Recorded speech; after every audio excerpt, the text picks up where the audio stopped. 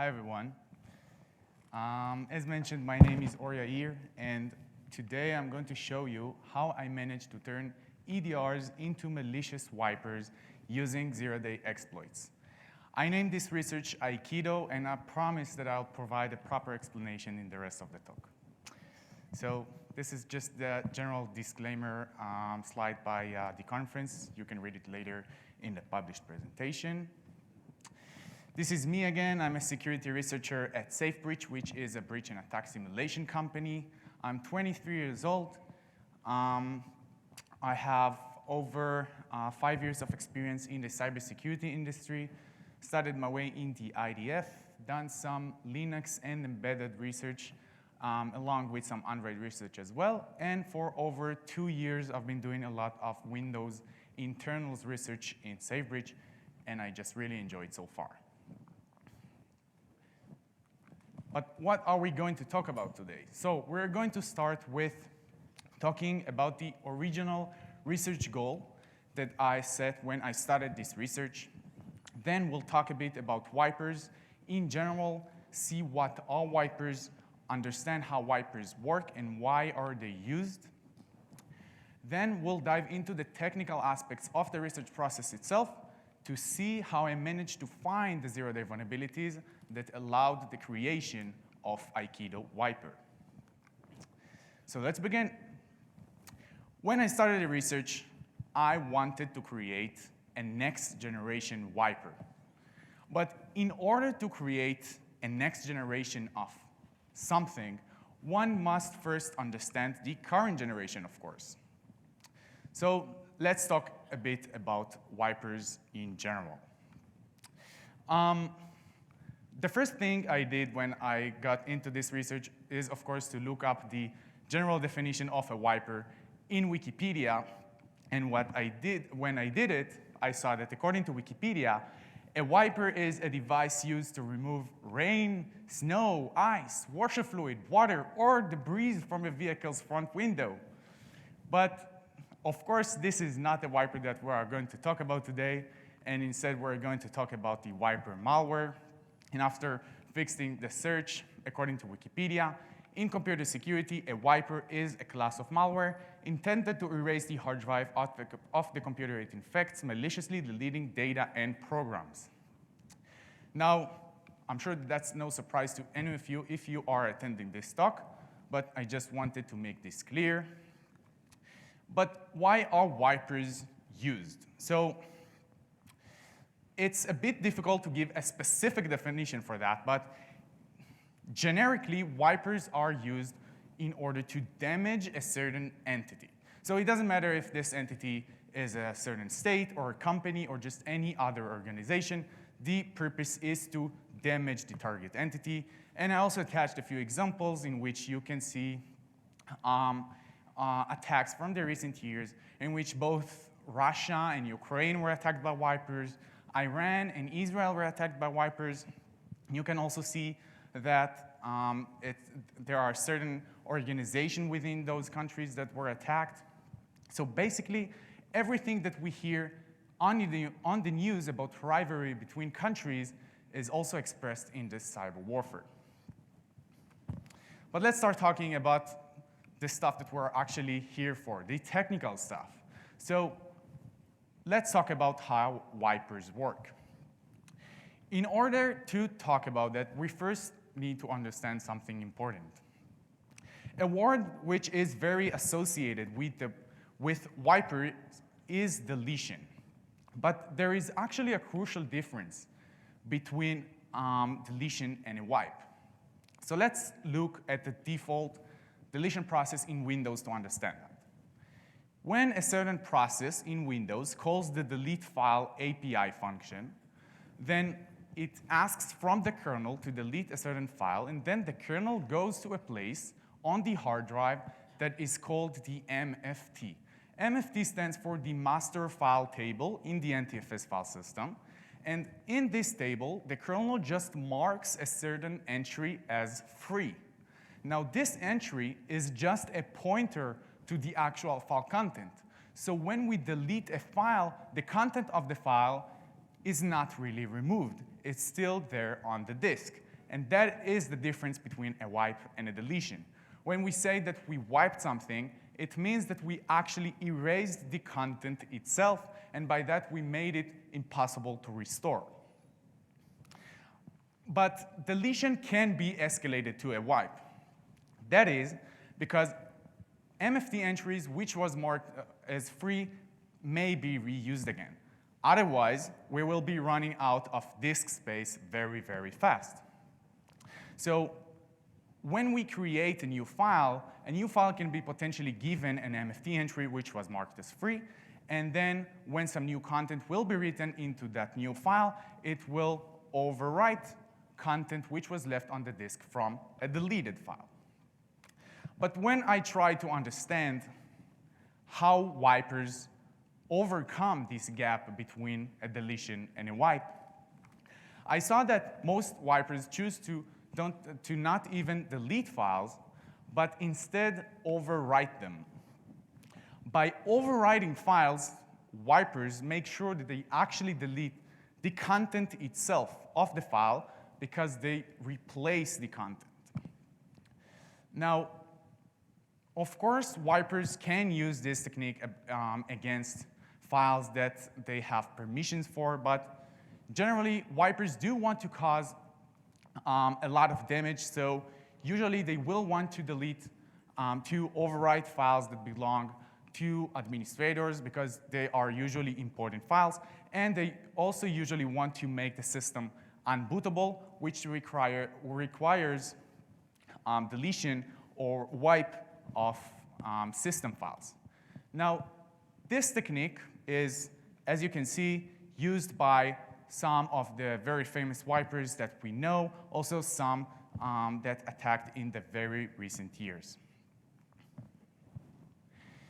Another technique that we know from wipers is the drive destruction technique. In this technique, the wiper basically opens the hard drive as a device, and it starts writing random bytes to it. By doing that, it can overwrite the MBR, it can overwrite structures that belong to the NTFS file system, and it can overwrite files themselves. Now, of course, the Windows operating system does require write permissions, does require administrator permissions in order to write to the hard drive as a device. And again, we can see that there are a lot of famous wipers that we know also from the very recent years that use this technique, and also in a lot of times it comes along together with the file overwrite technique. Now, an important thing that I noticed after taking a look at these techniques or any other technique that I learned about is that each of these techniques is obviously initiated by the process of the wiper itself. So that means that, for example, if we will open process monitor, while there is a wiper that uses the file overwrite technique, then we will see a process that opens and writes to a lot of files. And that is extremely incriminating. But what if the next generation wiper that we'll create could be able to wipe files without using this extremely incriminating and obvious API calls? And what if this very same next generation wiper could also do all that as an unprivileged user as opposed to all the other techniques? That is when I thought about Aikido. Now, Aikido is a martial art that specializes in using the power of opponents against them. But how is that even relevant to this session? Who is the opponent of a wiper? The opponent of a wiper is an EDR. And EDRs have a very, very special superpower. They have the ability to delete almost any file on the system, no matter the required privileges, because they usually run with the highest privileges. But before we understand exactly how we can Aikido EDRs into deleting our target files as an unprivileged user, we need to briefly go through why and when EDRs choose to even delete files. So of course, it depends on the configuration. But the most default configuration that I saw is that EDRs choose to automatically, immediately delete or quarantine files that they detect as surely malicious. So for example, if you drop Mimikatz to disk and this Mimikatz has a known hash, then the EDRs chooses to quarantine or delete it. Now, some EDRs detect the malicious files when they are open. Some detect them when they are closed after they were written to. And most EDRs do offer an option for a general system scan of files or just a custom scan of a custom path.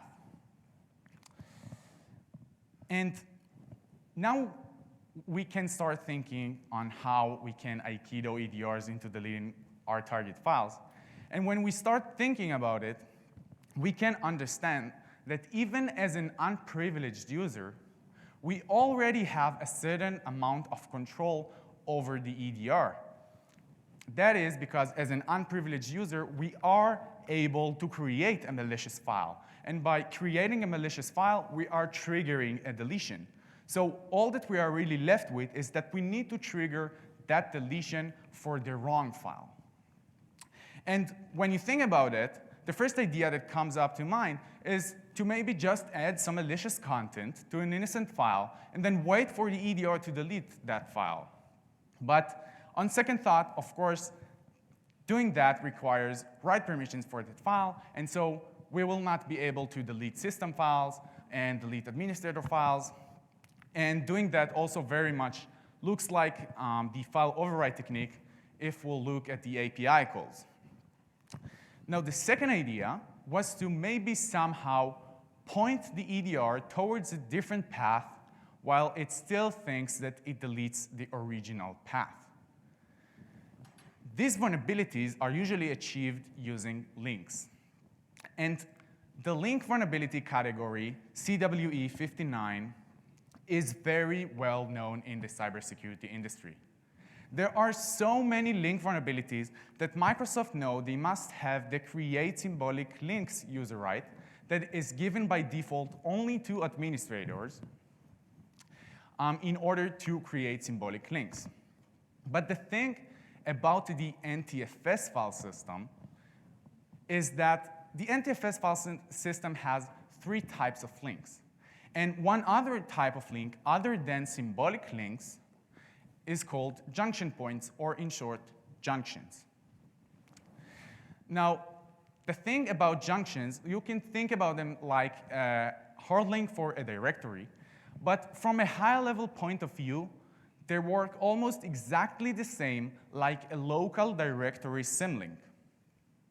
So I knew that if I wanted to use links to my advantage in order to confuse the EDR to delete a different path, I should probably use junctions to my advantage if I want to do that as an unprivileged user. But even knowing that I'm going to use junctions, I still needed to find the right window of opportunity for that and understand exactly how and when I'm going to do that.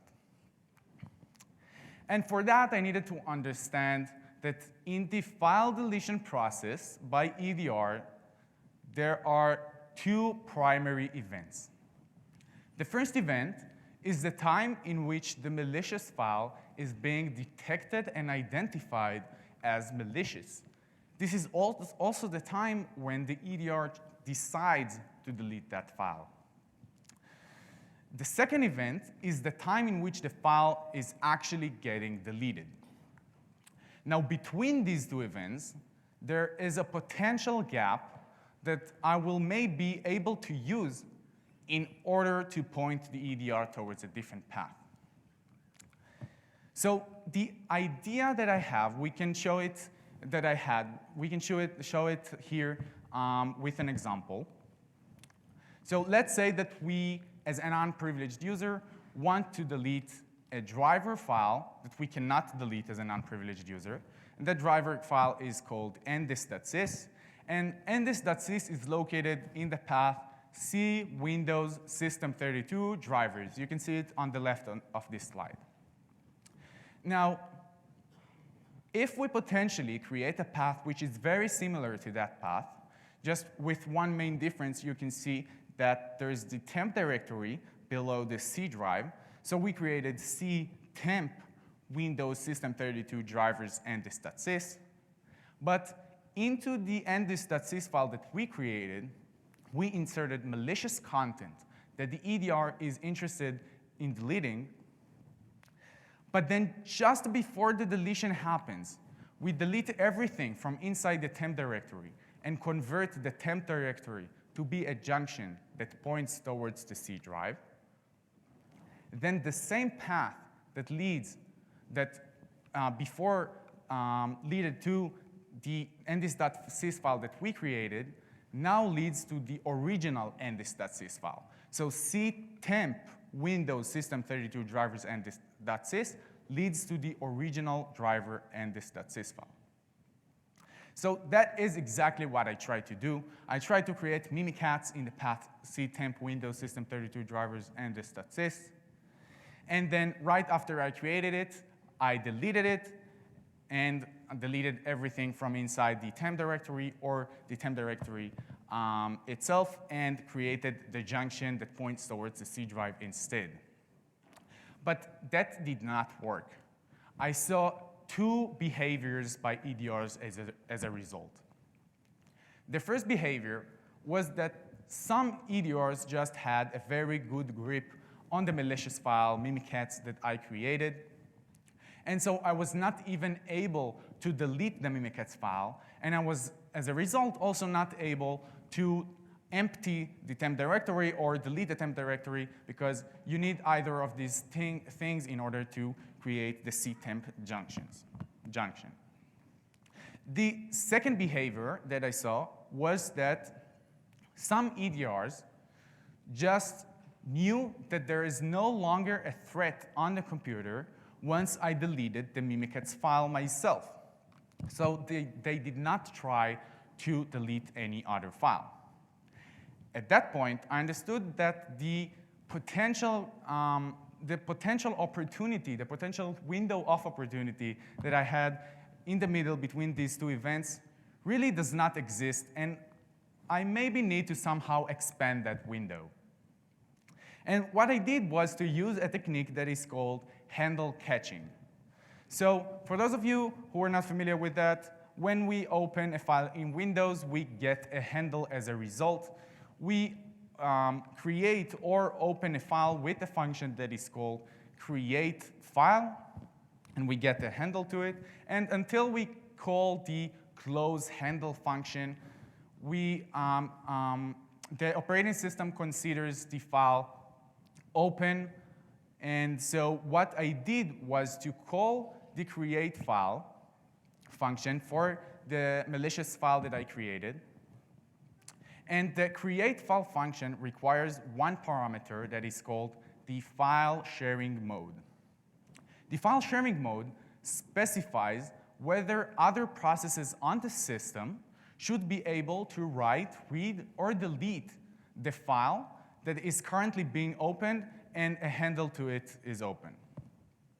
So what I did was to give a read-only file sharing mode once I created the malicious file and keep the handle to it open. Once I did that, EDRs were able to detect the file because they were able to read it, but they were not able to delete the file. And so after a few moments, EDRs started to pop up messages to tell me, hey buddy, we need you to reboot your computer in order to fully remediate the threat. Because they knew that if they reboot the computer, then the handle will be closed. Now let's see how they implemented it. Some EDRs used a Windows API to postpone the file deletion to after the next reboot.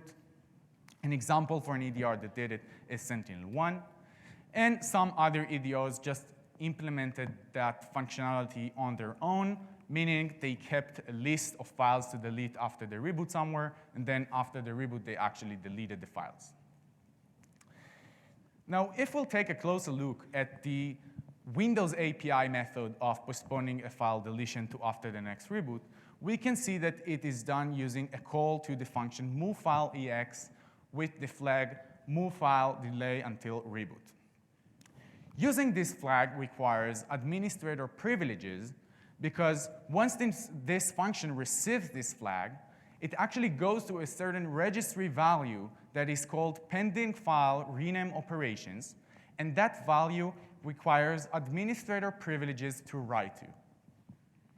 To that value, the function just adds the path to delete after the reboot, and then after a reboot, the pending file rename operations feature delete the files that are there in the value. But the weird thing about EDR vendors using this feature in order to postpone file deletion to after the next reboot was that pending file rename operations blindly follows junctions. And so do other self-implementations by EDRs and antiviruses. So overall, I was able to create one complete process from both the technique that we talked about earlier with using junctions between the two main events in file deletion and the handle catching technique, again, into one complete process that has allowed me to delete almost any file that I wanted on the system. If we'll take a look at the ndis.sys example again, then we can see that in order to delete that file as an unprivileged user, I could create the path ctemp Windows System32 drivers ndis.sys with the content of a malicious file, then hold the handle to it open with a file sharing mode of read only, and force the EDR or the antivirus to postpone the deletion to after the next reboot. Then, after the EDR or the antivirus gave up on the deletion, it is now safe from my side to delete the ctemp directory or empty it and convert it to be a junction that points towards the C drive.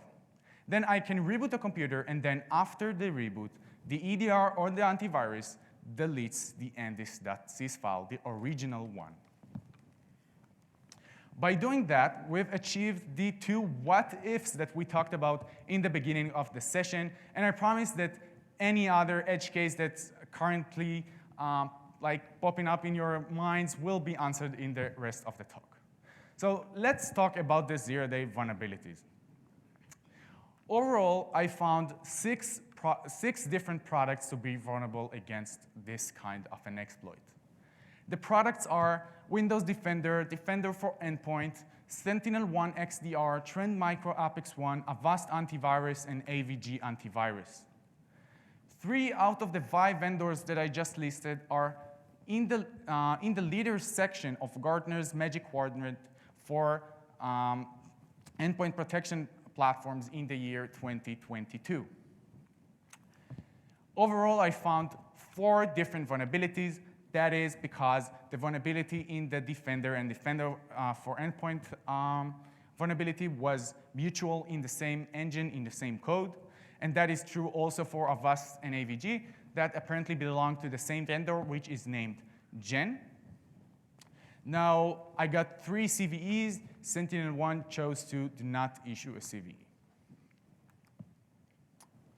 I do have one disclaimer regarding the vulnerabilities in the Defender products, and that is that I was able only to delete whichever directory that I wanted and not any file that I wanted. But as you probably know, wipers do not really care about deleting a few extra files on the way, so that was not a major issue for Akido Wiper. If Akido Wiper wants to delete a certain file, it can just delete its parent directory. Now we have our first demo for this session.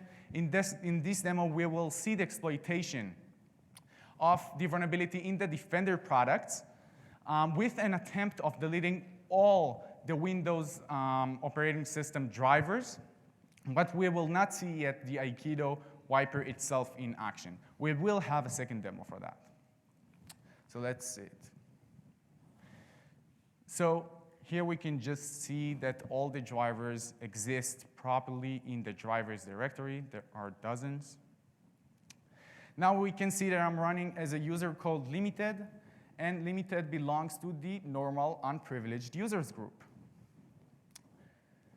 Now limited creates the path temp Windows System 32, and inside this path, it creates a file called drivers, just like the drivers directory, and it holds the handle to it open with a file sharing mode of read only. Now I'm asking Defender to scan that path just to rush the process, and then to remove the threat. Now Defender tries to delete the malicious file, but we'll see that it can't. It asks for a reboot. Now it is safe to close the handle. The Defender will not delete the file yet. Delete the temp directory, create the temp junction instead that points towards the C drive, and now we can reboot the computer. Now let's see what happens.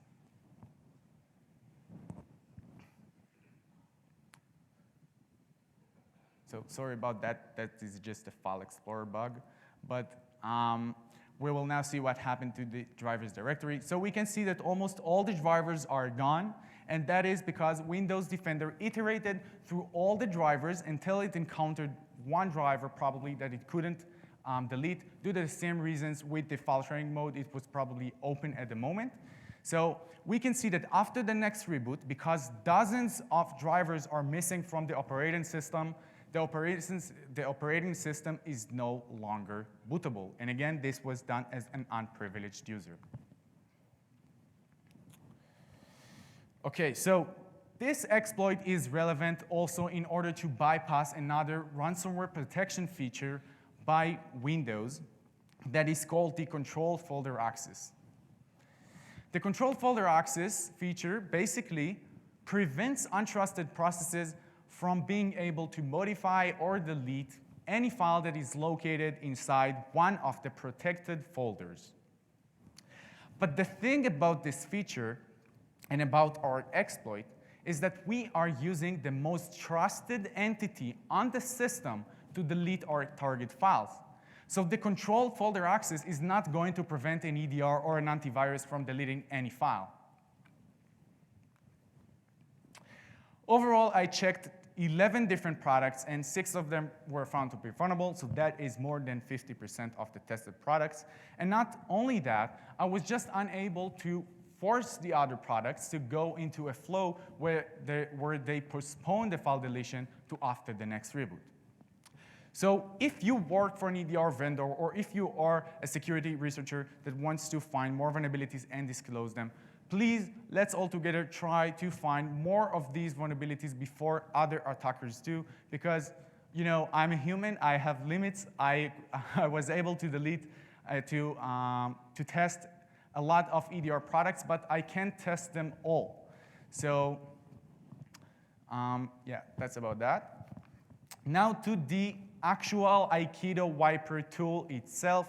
So I implemented it with the exploits against the Sentinel-1 XDR, Defender, and Defender for Endpoint, just because these exploits were the easiest to implement and most consistent. The Wiper, as we saw in the demo, is able to make the system unbootable because it is able to delete system files. The Wiper is fully undetectable because it deletes files using the most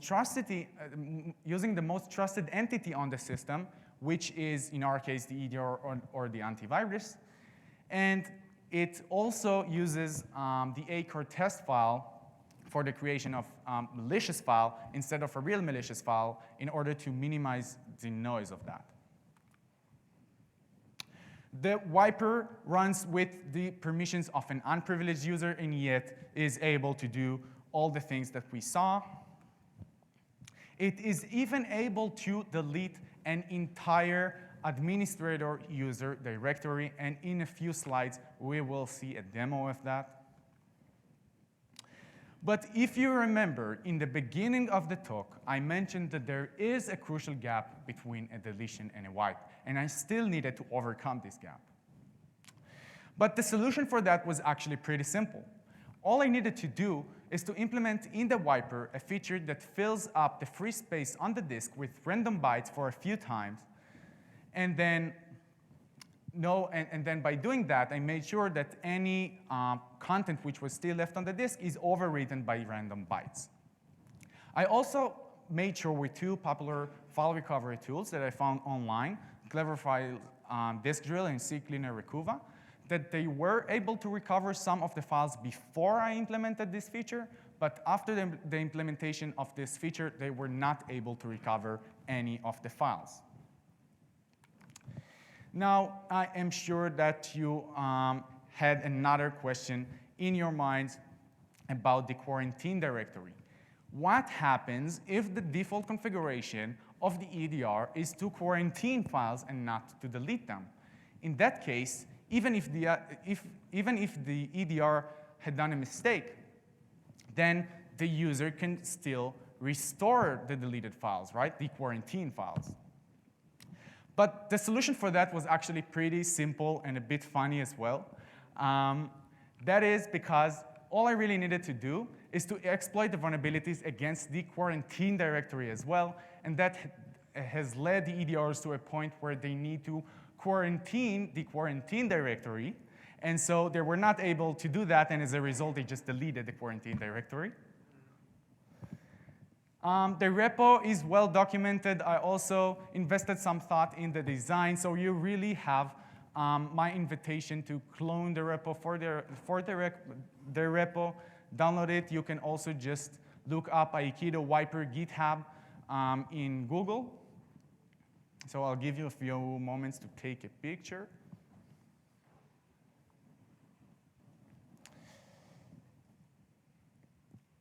Okay. So that presentation will also be published in the website, so you can see it there. And now to the second demo we have in this session. Right now we will see the Akido Wiper itself in action with an attempt of deleting an entire admin user directory while the Sentinel-1 XDR is running. So let's see. So here we're logged in as admin, and we can see that there are a lot of files in its default libraries. We can see that this is really an admin, and this admin belongs to the administrator users group. Now I'm switching to the limited user again, and just showing that this user really belongs to the unprivileged users group. Now, limited runs the wiper with the mode proxy deletion of all user data of the user admin. Now, we're just showing that the admin directory really exists, and this is the directory that contains all the libraries. Limited runs the wiper exploits the write vulnerability for the installed EDR. It also does that for the quarantine directory, reboots the computer, and let's see what happens.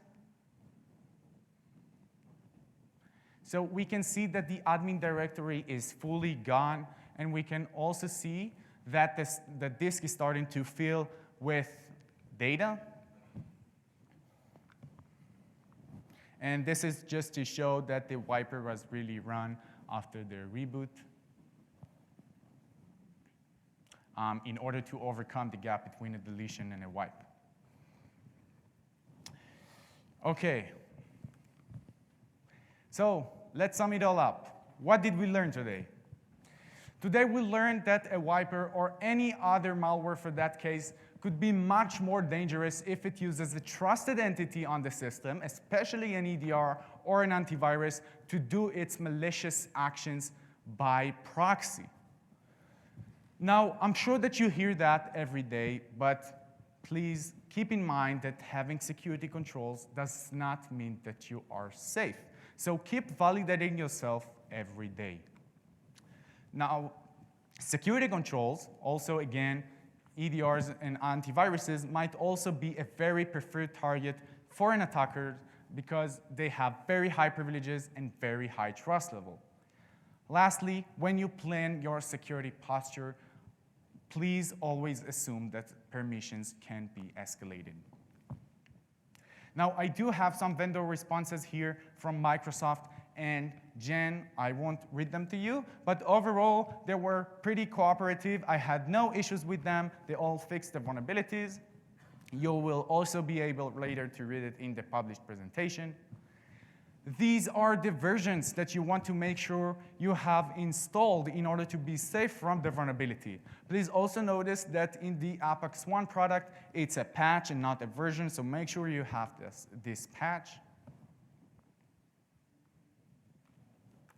I also want to thank Shmuel Cohen, which is a member in my team, for helping me to test my exploits against different EDR and antiviruses products.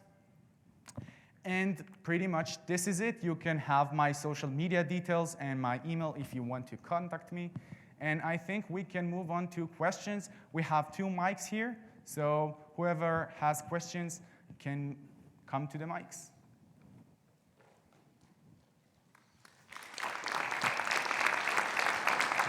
Thank you. So no questions?